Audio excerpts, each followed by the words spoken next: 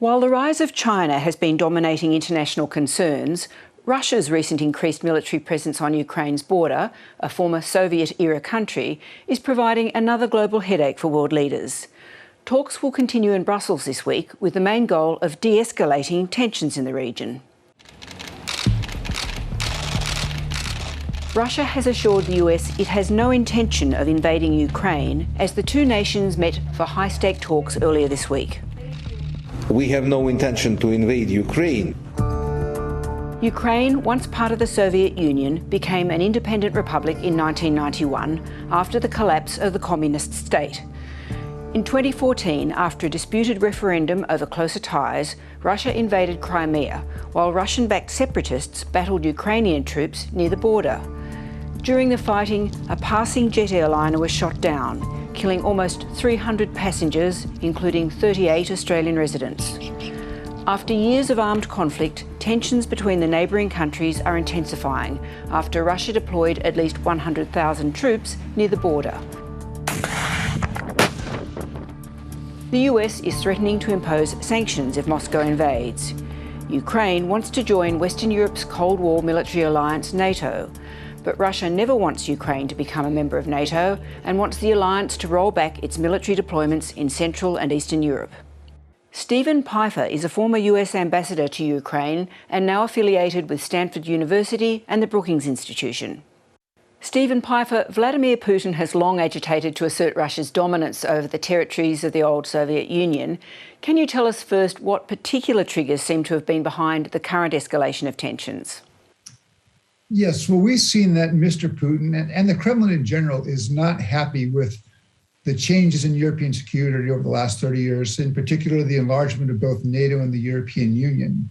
It's not quite clear what is triggering this, but it does appear that he's using this threat of military force against Ukraine to try to really walk back some of those arrangements and go back to 1997. And he's put forward some demands that I believe are just going to be unacceptable to the West. Well, the standoff seems pretty complete at the moment. Putin's insisting the Ukraine does not join NATO and on a withdrawal of military involvement in Eastern Europe. And the US has flatly rejected these demands. What room is there for negotiation? NATO's not going to forever forswear further enlargement. NATO's not going to say we're not going to put any troops on the territory of those countries that joined the alliance after 1997. But there are some elements, for example, questions about missiles in Europe, questions about the size and scope of military activities, that if the Russians were prepared to talk about on a reciprocal basis, might provide a basis for negotiation. Many analysts say Putin's main interest is in facing off with the US. How important are the Europeans in determining what happens next? And particularly, how important is the absence of Angela Merkel in changing any dynamics there? Yeah, well, in the ideal Kremlin world, there would be a US-Russian negotiation which would decide all of these issues without the involvement of those pesky Europeans. But it's been made very clear by the Biden administration and by the White House that you can have some talks, but negotiations, you can't negotiate over European security without the Europeans at the table, and you can't negotiate over Ukraine without the Ukrainians at the table. So Europe does have a role to play in this. And it will be a question about Germany. Angela Merkel, after 16 years, is no longer on the scene. There's a new German government, and it will be interesting to see how this government shakes down because you have a three-way coalition, including two parties, the Free Democrats and the Greens, who are actually fairly hard-nosed when it comes to Russia. Many analysts believe the cost of a large-scale invasion for Russia will ultimately deter Putin from staging one. Why is that? And if it is the case, what are the likely scenarios in coming weeks and months? Yeah. Well, I look at the costs, and the White House has already articulated the costs that the West would impose. It would be much more punishing economic sanctions on Russia. It would be greater Western military assistance to the Ukrainians to help them better defend themselves. And it would be a stronger NATO presence closer to Russia on NATO's eastern flank, because countries such as Lithuania and Poland are going to say, wait a minute, if Russia's now using this kind of military force against Ukraine, we need some more defensive capability in our territory. But the big cost, I believe, would be imposed by the Ukrainians, is that the Ukrainian military is much better than it was in 2014. They have tens of thousands, actually hundreds of thousands of people who've had experience on the front line facing off against Russian and Russian proxy forces. How significant are these ongoing tensions for Europe in the medium term? And will the pressures eventually ease when Putin just leaves the stage? Yeah.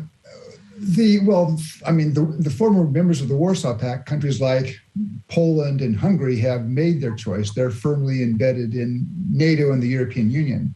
But you're also seeing on the part of other post-Soviet republics, Ukraine, Moldova, Georgia, this desire to carve out their own foreign policy choice, to carve out their own course. And I'm not sure it goes away when Vladimir Putin goes away, because you have a structure in the Kremlin now that it's unclear who would succeed Mr. Putin, and we don't know when he'll leave the stage. But my guess is that the person who comes in behind Mr. Putin may have very much the same worldview and sort of the same driving motivations. So this may not just be a Putin problem, it may be a longer-term problem.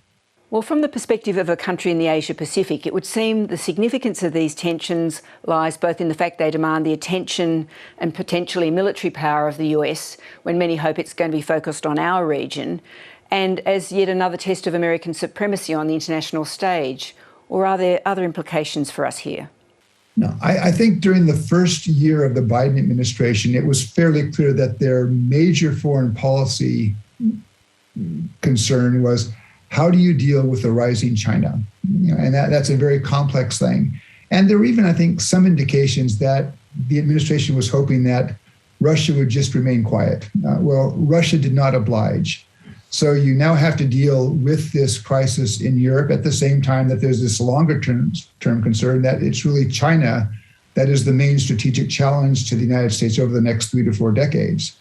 But I do believe that the national security community in Washington, they have the bandwidth, they have the ability to focus and manage both this Russia crisis while also giving attention to China.